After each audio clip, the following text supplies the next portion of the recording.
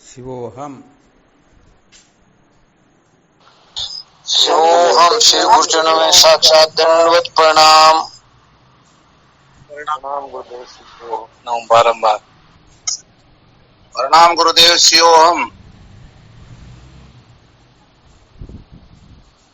शिवोहम गुरुदेव। शिवोहम चरण स्पर्श। शिवोहम। श्री सतगुरुदेव स्वामी जी के चरणों में कोटि कोटि प्रणाम। शिवोहम गुरुदेव। हाँ शिवोहम।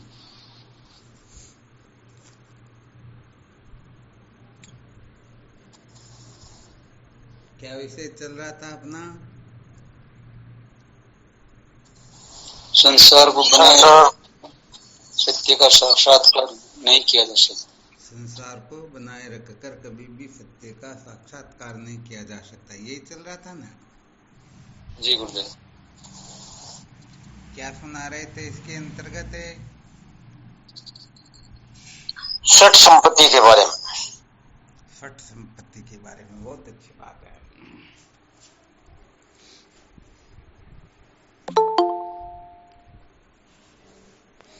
षट संपत्ति का इतना महिमा मंडन क्यों किया गया?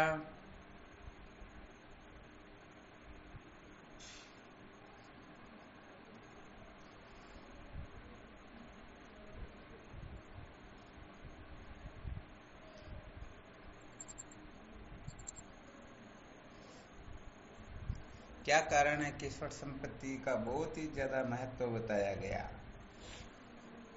महाराज जी, इसके बिना त्याग और वैराग्य पूरा परिपक्व नहीं होगा। इसमें सबसे पहला सूत्र तो अच्छी तरह से अपने को ध्यान में कर लेना है कि षट संपत्ति जो जितनी परिपक्व होगी, समझो उनका विवेक वैराग्य मुमुक्षुता इतना ही प्रबल होगा। जितने अंशों में षट संपत्ति होगी, उतने ही अंशों में विवेक वैराग्य और मुमुक्षुता जागृत होगी। थोड़ा इस रहस्य को भी समझने की चेष्टा करनी चाहिए। शायद समझ में आया होगा। जी गुरुदेव। हाँ, किसी को विवेक कितना है, वैराग्य कितना है, मुमुक्षुता कितनी है, इसका यदि पता लगाना हो तो उनके जीवन में षट संपत्ति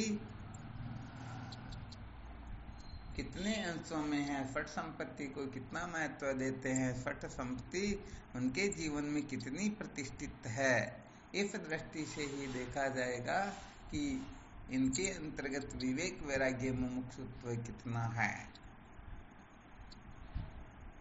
यही फॉर्मूला होता है।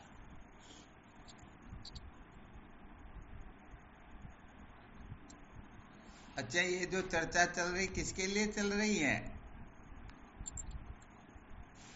4 प्रकार के पुरुष बताए गए हैं: पामर, विषयी, जिज्ञासु और ज्ञानी। इनमें से किस किस के लिए ये चर्चा चल रही है?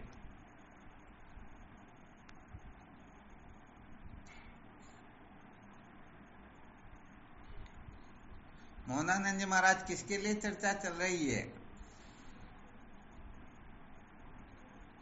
पामर, विषयी, जिज्ञासु और ज्ञानी 4 प्रकार के पुरुष ही होते हैं। प्रणाम गुरुदेव। हाँ शिवोहम। गुरुदेव, जो विषयी पुरुष है उनके से ज्ञानी हो जाएंगे फिर तो क्या जरूरत है? विषय पुरुषों के लिए चर्चा चल रही है ना? जी गुरुदेव। बहुत बहुत अच्छी बात है।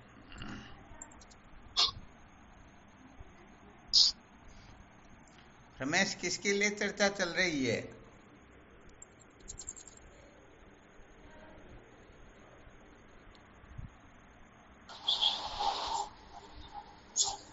विषयी और जिज्ञासु। विषय और जिज्ञासु के लिए।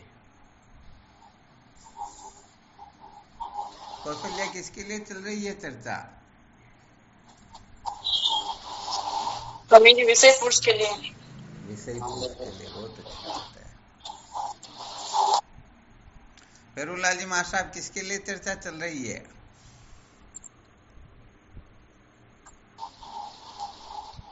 गुरुदेव, एक बार प्रश्न को मैं दिमाग प्रश्न बता जी गुरुदेव। अभी जो चतुष्टय साधन की जो चर्चा चल रही है ना, जी गुरुदेव। जिनके जीवन में फट संपत्ति जितनी परिपक्व होती है वह उतना ही विवेकी, विरक्त और मुमुक्षु होता है। तो संसार में 4 प्रकार के पुरुष पाए जाते हैं: पामर पुरुष, विषयी पुरुष, जिज्ञासु और ज्ञानी।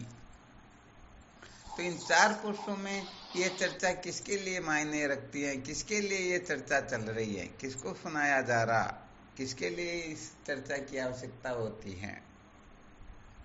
गुरुदेव जिज्ञासु के लिए होती है। अच्छा, कोई विषय पुरुष के लिए कह रहे हैं, कोई जिज्ञासु के लिए कह रहे हैं, और कोई विषय और जिज्ञासु दोनों के लिए कह रहे हैं। सदानंद जी, किसके लिए चल रही है चर्चा?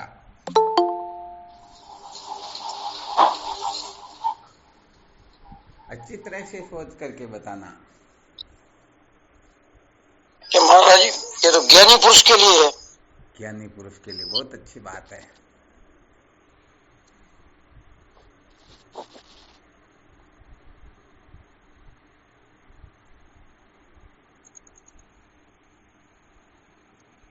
पारस जी, किसके लिए चर्चा चल रही है?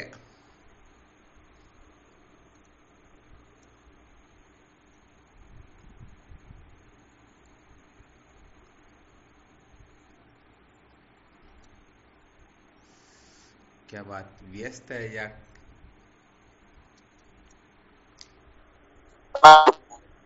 हाँ शिवो हम।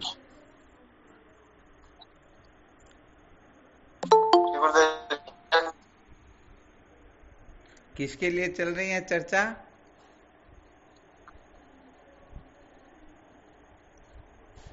पामर, विषय, जिज्ञासु, ज्ञानी, 4 प्रकार के पुरुष ही बताए गए हैं। 5वां कोई होता ही नहीं। अब इन 5 में से किसके लिए ये चतुष्टय साधन अर्थात विवेकादि साधनों की चर्चा चल रही है?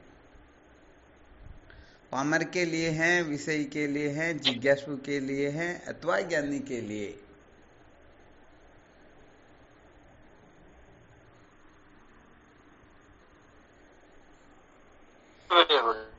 किसके लिए?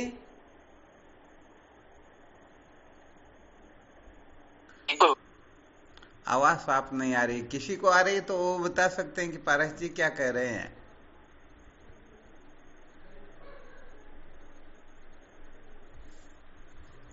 लिख करके बता दो ना।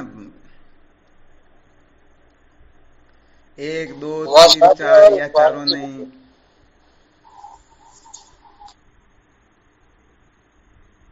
क्या बता रहे हैं पारस जी, ध्यान में आया क्या? आवाज साफ नहीं आ रही गुरुदेव। आवाज साफ नहीं आ रही है ना? चलो आप ही बता दो फिर, किसके लिए चल रही है चर्चा? जिज्ञासु के लिए चल रही गुरु। विषय पुरुष के लिए आवश्यकता नहीं है क्या? विषय पुरुष के लिए भी है।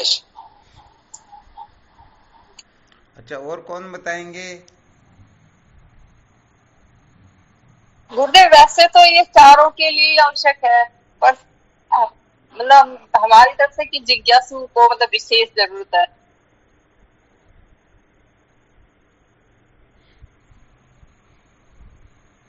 सजानंद जी, क्या विचार किया? प्रणाम गुरुदेव आपके। हाँ शिवो हम। स्वामी जी ये तो केवल मात्र केवल जिज्ञासु के लिए ही है। जिज्ञासु के लिए ही है ना? फिर विषय पुरुष के लिए आवश्यक नहीं है क्या? ऐसा देखा जाए तो स्वामी जी विषय पुरुष के लिए तो भक्ति की आवश्यकता है। बात और कौन बताएंगे?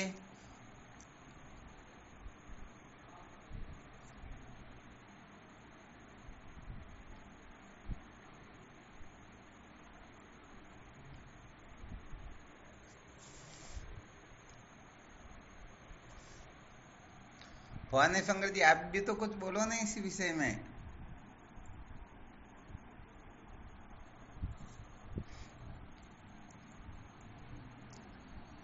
शिवोहम स्वामी जी। हाँ शिवोहम। हाँ, विषय पुरुष के लिए ही जरूरी है। विषय पुरुष के लिए ना, बहुत अच्छी बात है। बनवारी जी, आप भी कुछ कहना चाहो तो देख लेना। और भी बहुत सारे साधक सभी निपुण है। मैंने अभी चालू किया है गुरुदेव। क्या हुआ? मैंने प्रश्न समझा नहीं, अभी चालू ही किया है मैंने। अच्छा, ये बात है ना।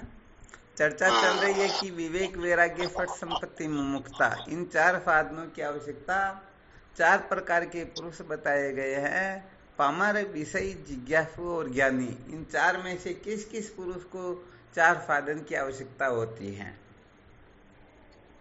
क्या बताइए गुरुदेव एक बार। जिज्ञासु, पामर, विषयी, जिज्ञासु, ज्ञानी 4 प्रकार के पुरुष होते, ये तो आपको ध्यान में है ही है ना?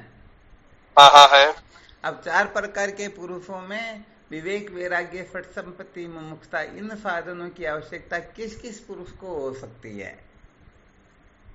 गुरुदेव मुझे तो ये जो विषय के बारे में बता रहे ये इसमें नहीं समझता। विषय पुरुष किसे कहते हैं? विषय के बारे में बताओगे आप? ये बात हो गई है ना, तब तो गड़बड़ चल रही। हाँ, विषय पुरुष के ऊपर भी थोड़ा प्रकट हो। चलो प्रसंग से देखते हैं अभी। और कौन बताएंगे?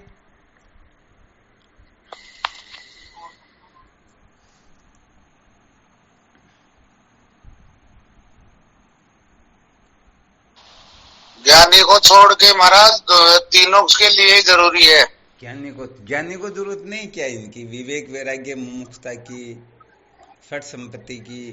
ज्ञानी को अपना मन वश में रखना, इंद्रियों को वश में रखना, ये उनको आवश्यक नहीं होता क्या? ज्ञान हो गया उसको तो, वो तो बस में था तभी तो हुआ, ज्ञान नहीं तो होता ही नहीं।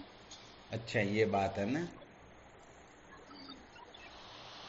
चलो भाई, आज किसी ने ज्ञानी को आवश्यक है, किसी ने 3 का बताया, किसी ने 2 का बताया, किसी ने 1 का बताया। अब इसमें से इतनों में से किसी न किसी का तो सही होगा ही होगा, ये पक्का है। ये भी कला बहुत अच्छी होती है। साधक लोग आपस में सेटिंग कर ले तो मैं 1 का बताऊंगा, तुम 2 का, वो 3 का, वो 4 का, तो किसी न किसी का तो सत्य होगा ही होगा, इसमें 2 राय की बात नहीं है। गुरुदेव मैंने 4 का बताया था। हाँ, किसी ने बताया 4 को आवश्यक है, किसी ने 3 को आवश्यक बताया, किसी ने 2 को बताया, किसी ने 1 को बताया। पेरूलाल जी महासाहब ने जिज्ञासु के लिए कहा और फिर बाद में बाकी के साधक भी जिज्ञासु के लिए कहने लग गए। पहले विषय पुरुष और जिज्ञासु दोनों के लिए कहा गया तो लगातार 2-3 बार साधकों ने विषय और जिज्ञासुओं के लिए कह दिया। फिर किसी ने विषय पुरुष के लिए कह दिया तो उनकी देखा देखी दूसरे पुरुषों ने भी विषय पुरुष के लिए कह दिया। अब इसमें कोई निर्णय करके बता सकते हैं क्या कि हाँ उनको ही आवश्यकता होती है, उनको नहीं होती है?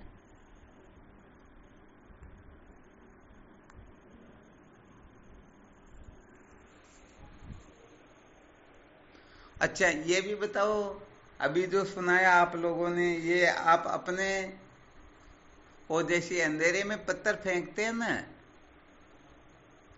उस प्रकार से हमने पत्थर फेंका।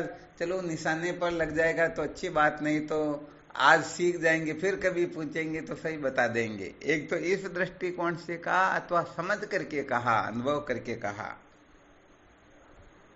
जिन्होंने अनुभव करके कहा हो वो अपना ऑडियो ऑन करे या हाथ ऊपर करे तो पता चलेगा कि अनुभव करके कहा।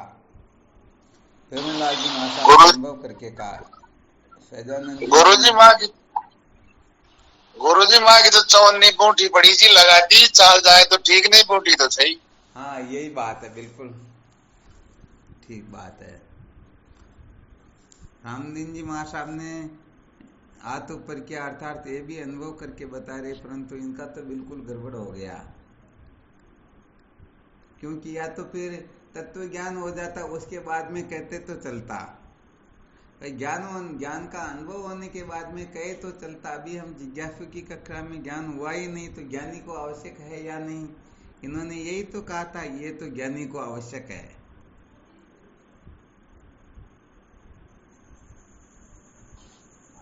स्वामी जी, जो इसके जो सड़क के नियम तो उन पे जो चल रहा है उन पे लागू होंगे गुरुदेव?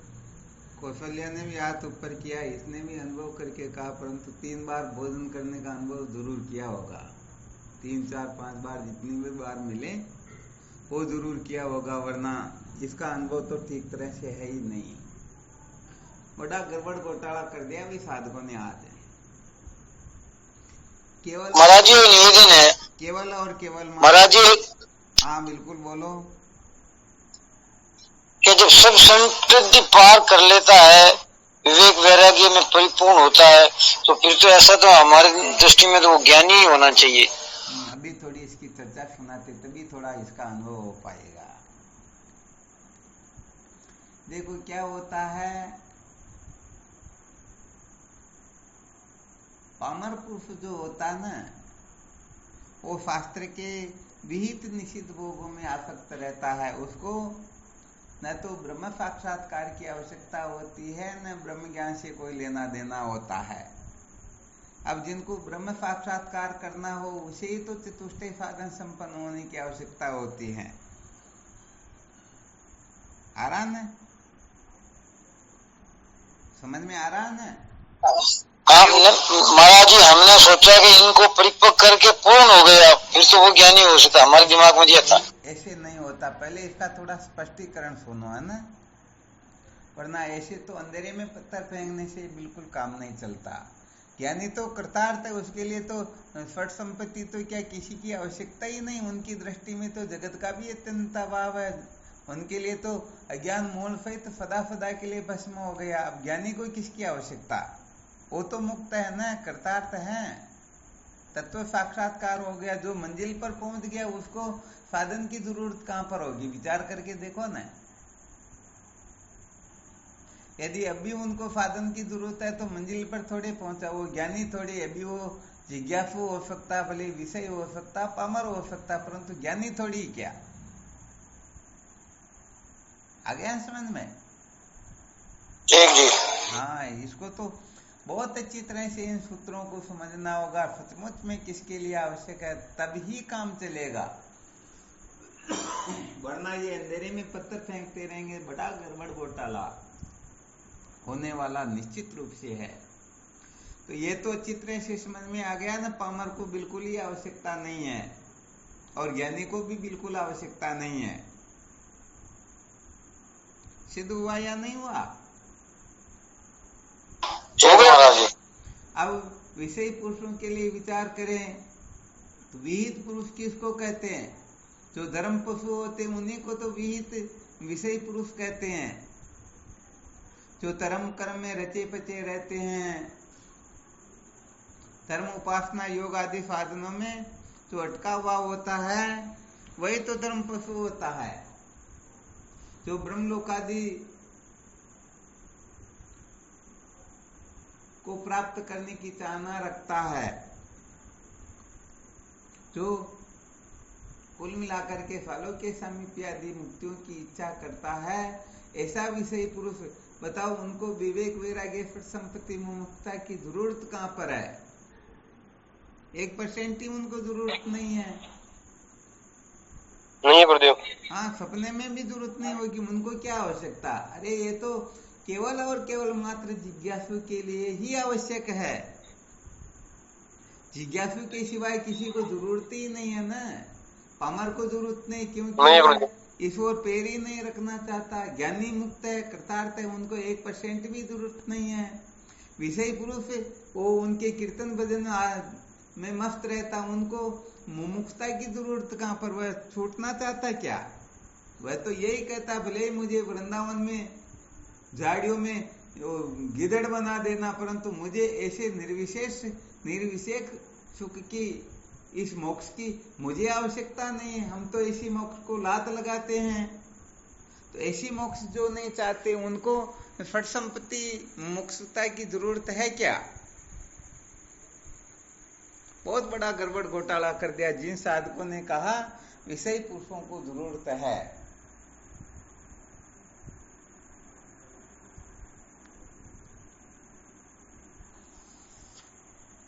शिवम स्वामी जी, अब अपना दिमाग काम नहीं करता तो गड़बड़ हो जाती है। आप बिल्कुल बोलो।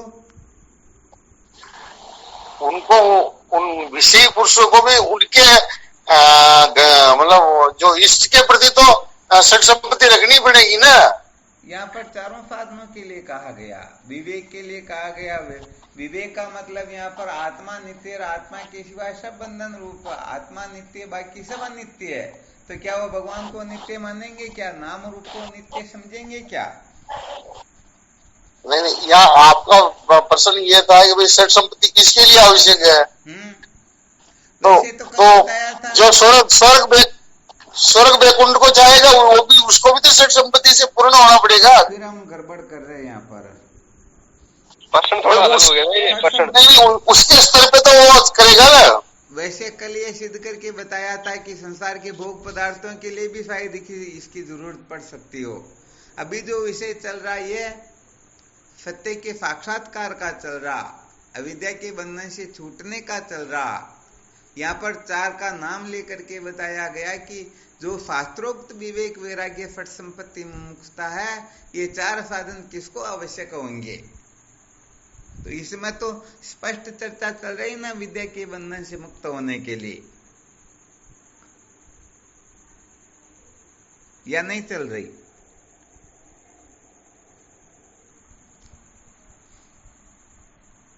चल रही गुरुदेव। ये फिर डबल गड़बड़ हो जाती है, क्योंकि हमने जैसे कुछ कह दिया, अब इस बात को सत्य सिद्ध करने के लिए फिर इधर उधर करें, ये थोड़ी गड़बड़ होती है।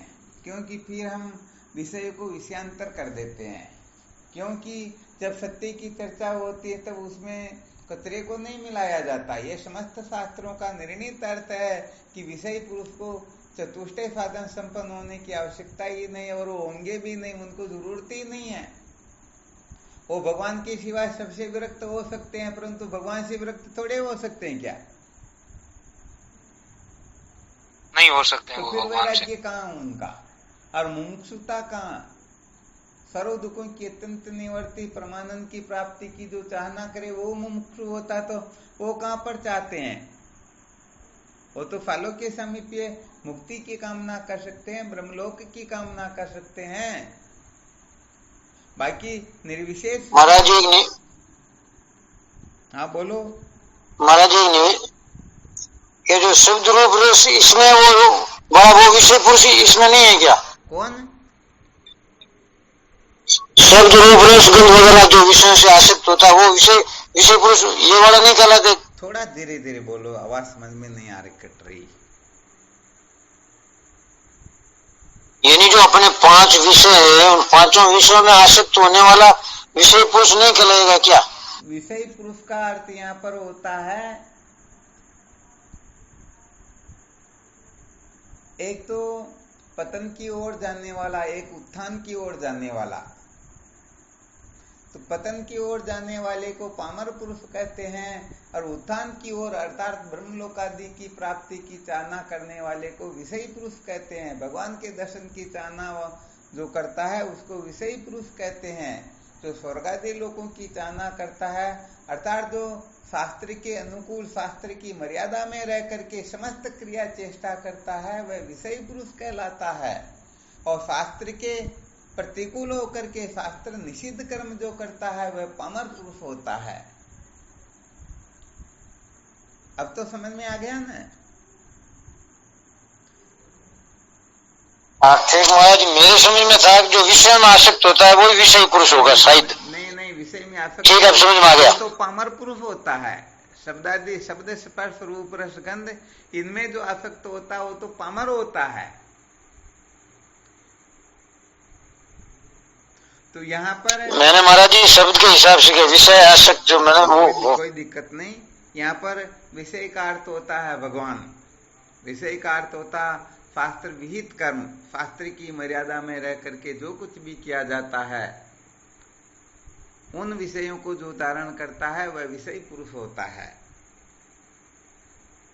तो यहाँ पर ठीक महाराज, आगे समझ में एकदम। जो शास्त्र से निषिद्ध कर्म करता है वह पामर पुरुष होता है, शास्त्र विहित कर्म करता है वह विषय पुरुष होता है। और शास्त्र विधि व निषेध दोनों कर्मों का जो त्याग कर देता है उसको जिज्ञासु कहते हैं, और जिसको त्यागने की किसी की जरूरत ही नहीं है उसे तत्वज्ञानी कहते हैं।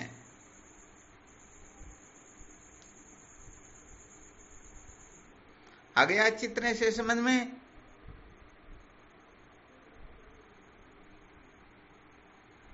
जी महाराज। तो अब विचार करके बताओ, विवेकादि साधनों की आवश्यकता केवल मात्र जिज्ञासु को ही होगी या और किसी अन्य को होगी? जिज्ञासु को होगी महाराज जी।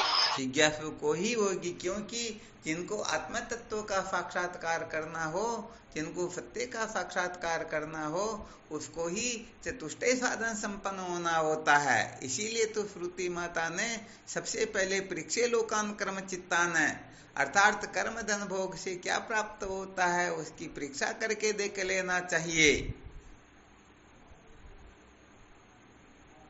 और फिर उनसे विरक्त हो जाना चाहिए, फिर विवेकादि साधनों से संपन्न होना चाहिए। तो यहाँ पर लोक परीक्षा के लिए जो कहा गया, तो क्या ब्रह्मलोक की परीक्षा नहीं होगी क्या?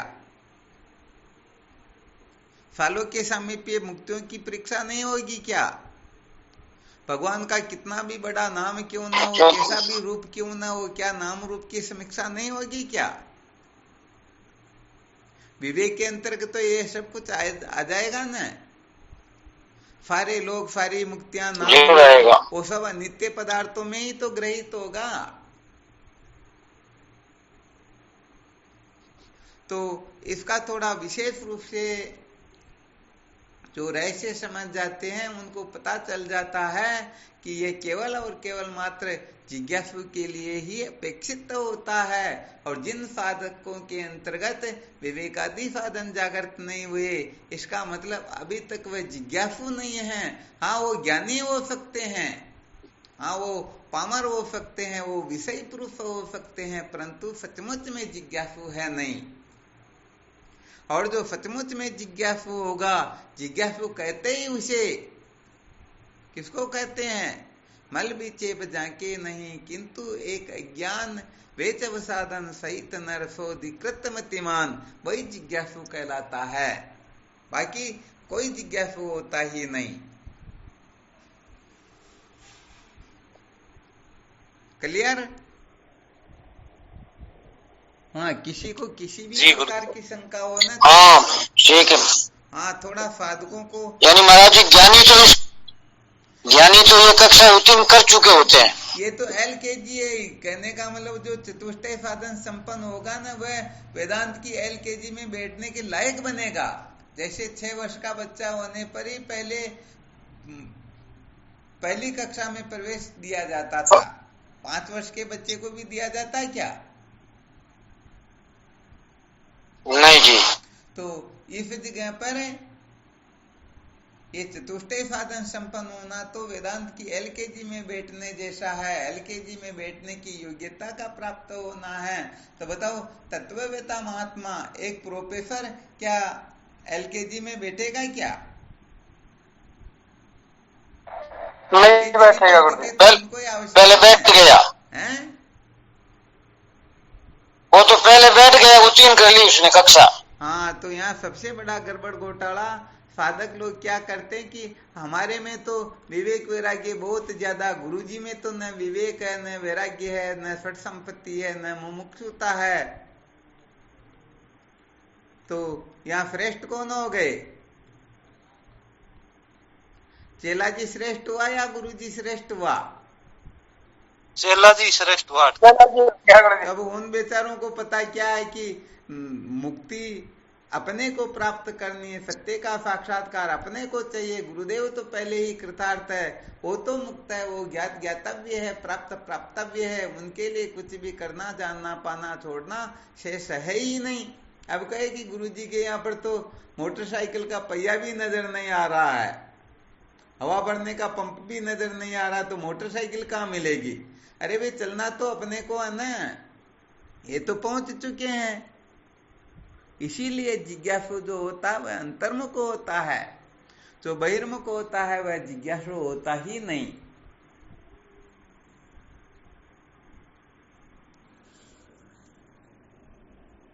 चलो, फिर भी बहुत बहुत धन्यवाद का अपने अपने अनुभव से। परंतु गुरुओं के सानिध्य में बैठकर जब वेदांत का विचार किया जाता है तो ऐसे साधकों में ये सूत्र तो स्वाभाविक रूप से ही प्रकट हो जाते हैं। जिनको जिस लक्ष्य पर पहुंचना हो उसके लिए उसी बस की, उसी साधन की आवश्यकता हुआ करती है। अब जाना तो किसी को दिल्ली और मुंबई की तरफ जाने वाली ट्रेन में थोड़े बैठेगा वो क्या। तो वैसे देखा जाए ये प्रश्न कोई बहुत भारी नहीं था, ये तो इतना सरल साधारण सहज था कि इसके लिए तो समझो नींद आ रही हो और पूछ ले चतुष्टय साधन संपन्न होना किसको आवश्यक है, तो वो नींद में ही बोल देगा कि जिज्ञासु को आवश्यक है, दूसरों को आवश्यकता ही नहीं है, जो भी सिद्ध करके बता दिया गया।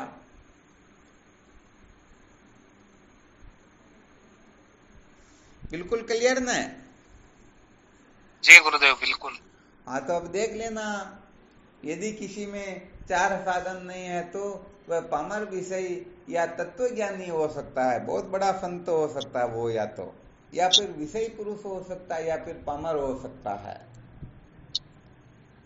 जिज्ञासु नहीं हो सकता है। हाँ, जिज्ञासु तो तभी कहलाएगा ना जब उसमें योग्यता हो, चतुष्टय साधन संपन्न, मल विक्षेप दोष से छूटा हुआ और स्वरूप का आवरण हो, अर्थात अविद्या के बंधन से जो छूटना चाहता हो, ये 3 लक्षण जिनमें होंगे वही सचमुच में ब्रह्म विद्या का अधिकारी होगा, उसे ही जिज्ञासु कहेंगे।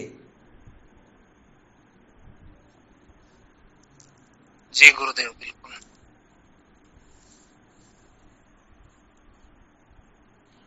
तो चलो, सब साधक धन्यवाद के पात्र, परंतु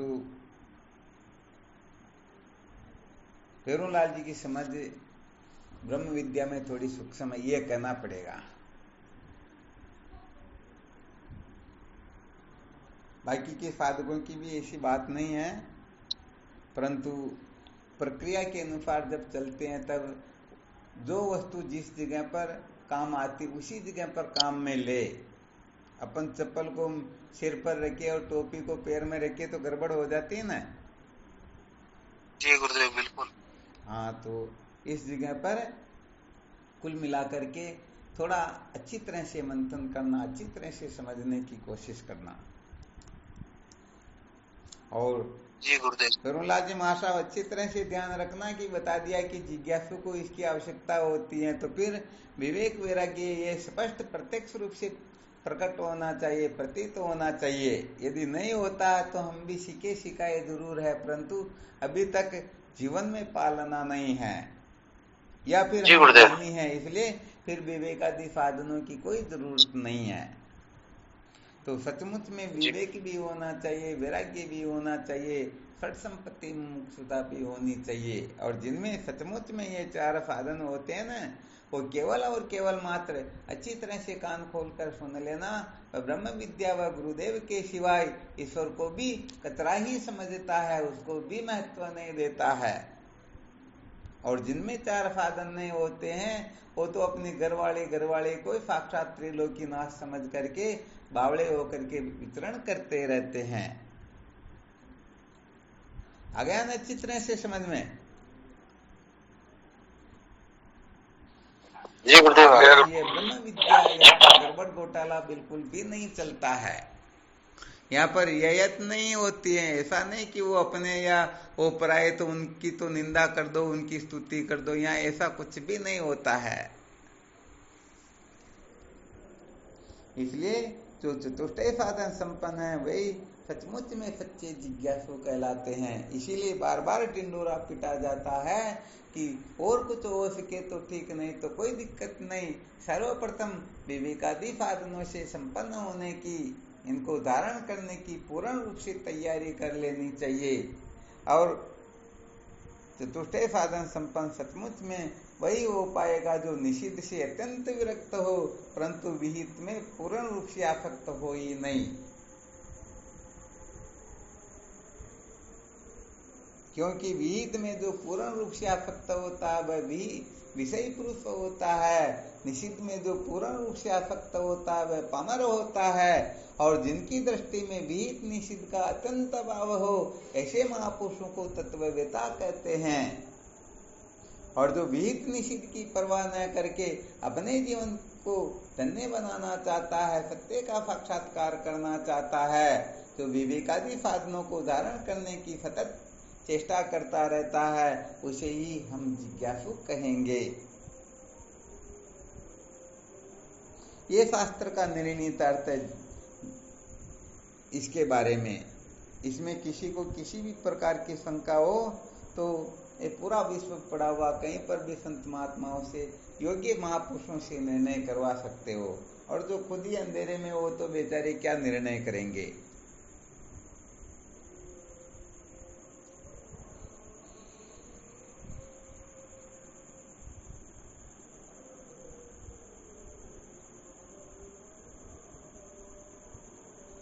क्या बात, साधकों की थोड़ी बुद्धि कम काम करे, इसका मतलब मैं जिसको अच्छे साधक समझ रहा हूँ वो भी गड़बड़ करे, इसका मतलब अभी इनके लिए और थोड़ी नीची कक्षाएं सुनानी पड़ेगी। सोच रहा हूँ ये विचार सागर के अधिकारी हो गए, परंतु विचार चंद्रोदय में भी गड़बड़ कर रहे हैं अभी तो। अभी इनके लिए विचार सागर बहुत दूर है, इसका मतलब।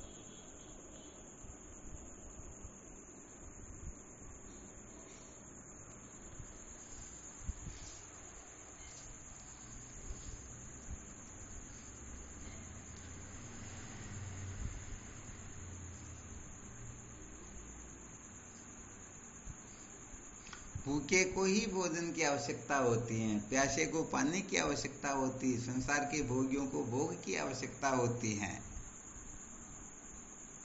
तो बस ऐसे ही चतुष्टय साधन उन्हीं को आवश्यक होगा जो अविद्या के बंधन से मुक्ति चाहता है, जो ब्रह्म विद्या प्राप्त करना चाहता है। क्योंकि ये तो ब्रह्म विद्या के साधन है ना, ज्ञान के साधन है या नहीं है? महाराज जी, भवानी शंकर जी बिल्कुल क्लियर ना?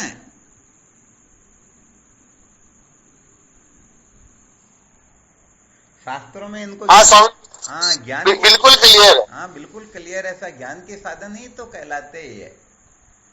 बाकी ज्ञान के स्वामी जी, मेरा निवेदन ये था कि केवल एक सठ संपत्ति पे ही आपने जोर दिया, इसलिए कहा, बाकी तो साधन तो चारों ही चाहिए। हाँ बिल्कुल बिल्कुल, बहुत अच्छी बात, कोई दिक्कत नहीं, इसलिए कोई समस्या नहीं। फिर भी यहाँ पर क्या बता रहे थे, दिमाग से निकल गया। हाँ, सठ संपत्ति, हाँ कोई विशेष सूत्र था। अरे चलो आप तो सुनो, आप तो क्या मन डांटो फटकारो, कहीं भी गलती हो तो आप कैस को, ऐसी बात नहीं है, डांटने फटकारने का क्या हो तो जो हाँ नहीं तो हम सुनने, गलती है तो स्वीकार कर देना स्वामी। हाँ बिल्कुल बिल्कुल, कोई दिक्कत, वो तो स्वीकार क्या करे साधक, तो उनका पहला लक्ष्य ही यही होता है कि गलती को गलती स्वीकार करने वाला ही सच्चा साधक होता है, और वही सचमुच में आगे बढ़ता है। सही बात।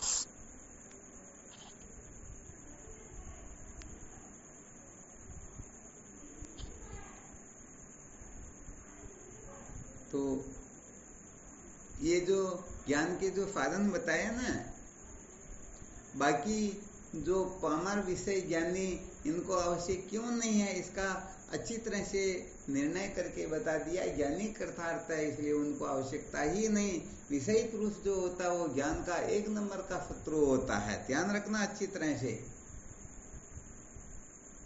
विषयी पुरुष जो होते हैं ना, वो ज्ञान को बिल्कुल भी नहीं चाहते हैं। ज्ञान की और ज्ञानी जनों की पता नहीं कितनी निंदा करनी हो वो कर देंगे। और पामर पुरुष तो बेचारा, वो तो एक प्रकार का नास्तिक होता, असुर होता, वो तो भोग पदार्थों के सिवाय और किसी तरफ दृष्टि ही नहीं करता है। तो उसको भी विवेकादि साधनों की आवश्यकता नहीं। विषयी पुरुषों को केवल भगवान चाहिए, ब्रह्मलोक चाहिए, सालोक के समीप मुक्तियां चाहिए। उनको तो ब्रह्मलोक में मजे लेने हैं, स्वर्ग में मजे लेने हैं, तो ज्ञान की परवाह क्यों करेंगे? क्योंकि ज्ञान से तो जन्म मरण सदा सदा के लिए निवृत्त हो जाता है, और उनको तो भी बहुत मजे लेने हैं ना। तो विषयी पुरुष विवेकादि साधनों को महत्व देंगे क्या?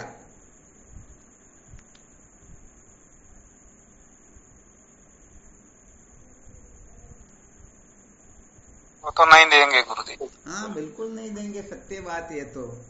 अब बचे जिज्ञासु, तो भी जिज्ञासु की तो ये असली संपत्ति होती है, और जिज्ञासु उसे ही समझना चाहिए जो इन साधनों से संपन्न है। जैसे कोई मिस्त्री कहीं पर काम करने के लिए तो चला गया, परंतु उसके पास में करनी हथौड़ा जो कुछ भी चाहिए, सावल सूत नहीं है, तो मिस्त्री कहलाएगा क्या? काम कर पाएगा क्या? नहीं कर पाएगा, वो तो मजदूर है फिर। हाँ, वो फिर मजदूरी कहलाएगा। इसलिए जिन साधकों के हृदय में ये चतुष्टय साधन जागृत होते हैं, उन्हें ही सचमुच में जिज्ञासु समझना चाहिए। ये बाकी तो सब आलतू फालतू के लोग ही होते हैं। तो इसे रहस्य को समझ करके अपना स्वयं का मूल्यांकन करना है कि हम सचमुच में विषय पुरुष कितने प्रतिशत है, पामर कितने हैं, जिज्ञासु कितने हैं और ज्ञानी कितने हैं। अपने अपने लिए सब कुछ कर सकते, इतनी चिंता नहीं करनी है।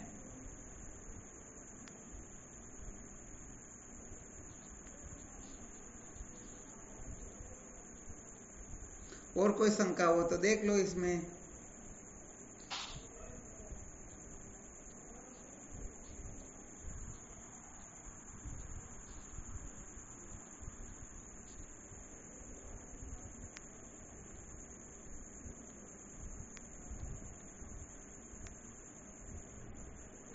हाँ, जो जो सूत्र अच्छी तरह से समझ में आते हैं ना, उनके बारे में खूब मंथन किया करो। ये केवल मात्र सुनने के लिए नहीं सुनाते हैं, इनको समझने के लिए, हृदय में धारण करने के लिए, इन साधनों से संपन्न होकर के फिर ब्रह्म विद्या प्राप्त करने की ओर संकेत हुआ करता है। इसलिए इनको केवल मनोरंजन ही नहीं समझना, टाइम पास ही नहीं समझना, अपने को सच्चे हृदय से एक एक अक्षर को इतना महत्व देना है कि सचमुच में हमारा कल्याण होगा तो इसी से होगा।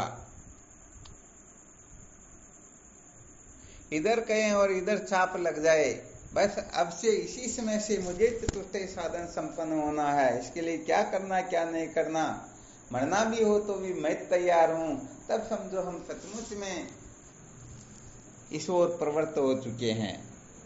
और अपनी वासना के अनुसार यदि निर्णय लेते हैं तो सचमुच में ये प्रवृत्त होना भी प्रवृत्त होना नहीं होता है।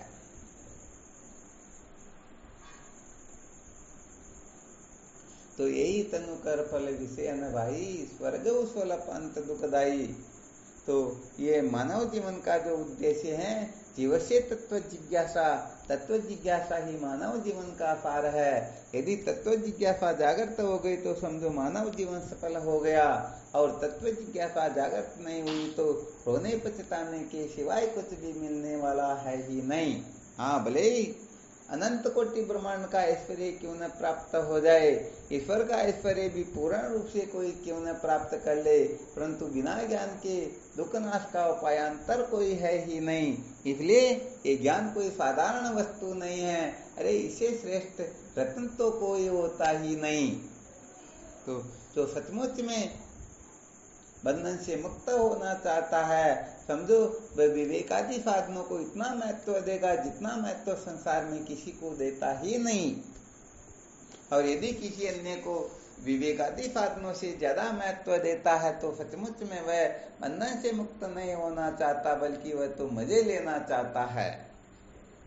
और मजे लेने वालों का यहाँ कोई स्थान नहीं होता है ब्रह्म विचार के क्षेत्र में। इसलिए ये मजे लेना छोड़ो और सचमुच में सत्य के साक्षात्कार के लिए तैयारी करो। वास्तव में देखा जाए तो हमने जितना जो कुछ कर रखा है ना, हाँ ध्यान रखना, ये सचमुच में पर्याप्त नहीं है। इतने से यदि आप काम चलाना चाहो, 2-5 रुपए लेकर के एक सोने की मोहर बाजार में खरीदने के लिए जाओ तो भाई इसे काम चलने वाला है नहीं। तो ये जब ऐसे प्रश्नोत्तर होते हैं ना तो पता लग जाता है कि साधकों का स्तर किस प्रकार का होता है। इसलिए थोड़ा और ऊपर उठो और सचमुच में रहस्य को शास्त्रोक्त रीति से हृदयंगम करके विद्या के बंधन से मुक्त होने के लिए तत्पर रहो। यही तो जीवन का सार होता है।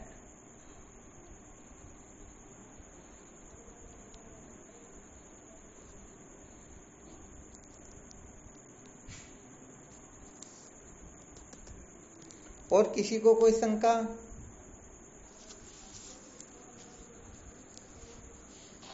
गुरुदेव, ये जो आपने विषयी पुरुष का बताया था, तो इसमें शास्त्र विहित कर्मों का पे बताया क्या? शास्त्र विहित कर्मों को करने वाला विषय पुरुष होता है। कहने का मतलब जो शास्त्र से विरुद्ध कर्म सपने में भी नहीं करे उसे विषय पुरुष कहते हैं।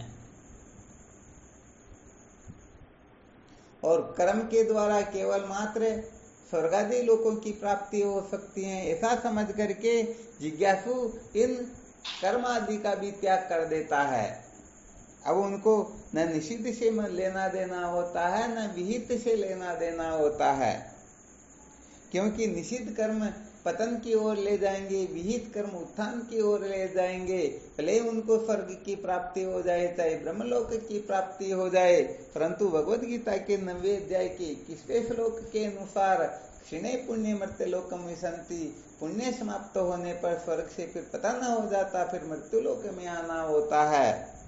और 8वें अध्याय के 16वें श्लोक के अनुसार अब्रह्मोन लोका पुनरावर्तिनो अर्जुन, हे अर्जुन, ब्रह्मलोक तक जितने भी लोग हैं सब पुनरावर्ती वाले हैं। ब्रह्मलोक को प्राप्त करने के पश्चात भी जन्म मरण के चक्कर में भटकना होता है।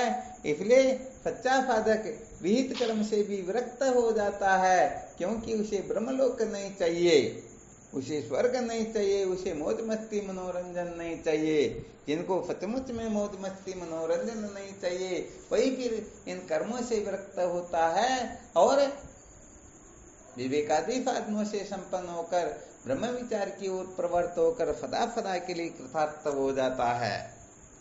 तो ये थोड़ी बात विलक्षण होती है। निषिद्ध भोगों से विरक्त तो हर कोई हो सकता, कोई बड़ी बात नहीं होती है, ऐसा समझना चाहिए। अधिक नहीं हो 100 में नहीं तो भी 1000 मनुष्यों में एक मनुष्य विहित कर्म करने वाला मिलेगा। ध्यान रखना, 1000 में एक ही मिल सकता है ज्यादा से ज्यादा। बाकी 999 जो है ये निषिद्ध भोगों के पीछे ही पागल हुए रहते हैं।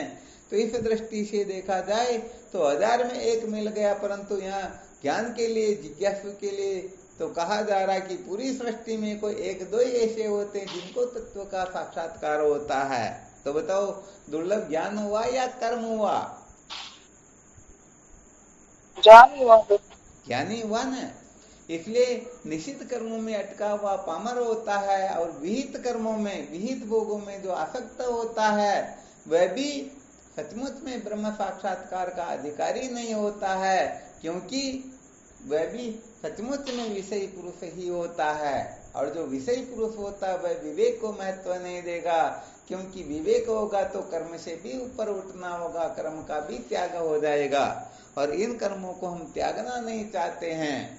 अब नहीं चाहते तो फिर जिज्ञासु में गिनती थोड़ी आएगी, वो तो विषयी पुरुष होगा ना। जी।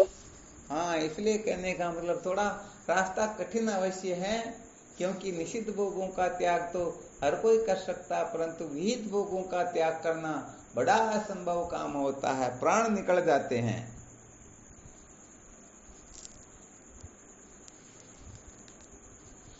पर स्त्री पर पुरुष का त्याग तो हर कोई कर सकता है, परंतु अपनी स्त्री या अपने पति का त्याग करना ये कोई साधारण बात है क्या?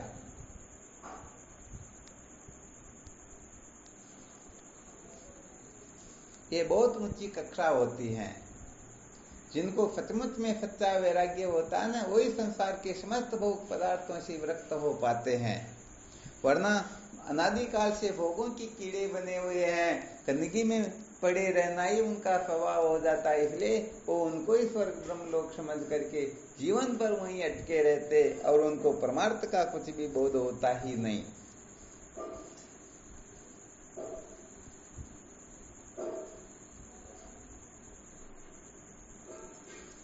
चलो ठीक, फिर कल चर्चा करेंगे। और शिवोहम, प्रणाम गुरु शिवोहम, प्रणाम गुरुदेव शिवोहम। स्वामी जी के चरणों में साष्टांग दंडवत प्रणाम। शिवोहम, प्रणाम गुरुदेव, आपकी सूचना में प्रणाम। श्री सतगुरुदेव स्वामी जी को कोटि कोटि प्रणाम। शिवोहम गुरुदेव। हाँ शिवोहम। गुरुदेव को प्रणाम। शिवोहम। ओम गुरुदेव।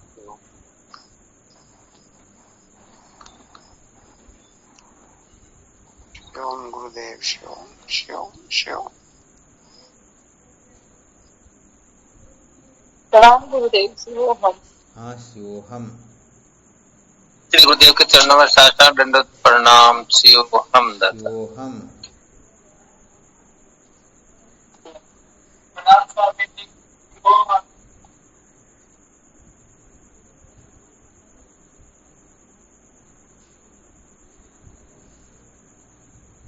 कोटि कोटि प्रणाम स्वामी जी आपके श्री चरणों में। शिवोहम। हमारा सतगुरु चरणों में कोटि कोटि प्रणाम बाबू जी। शिवोहम। शिवोहम। प्रणाम स्वामी जी। शिवोहम। शिवोहम। प्रणाम स्वामी। हाँ शिवोहम।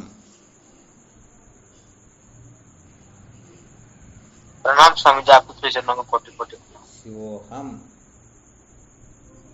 स्वामी जी के चरणों में कोटि कोटि प्रणाम। शिवोहम। प्रणाम गुरुदेव आपके श्री चरणों में बारंबार। जय हो आपकी। जय हो। हम।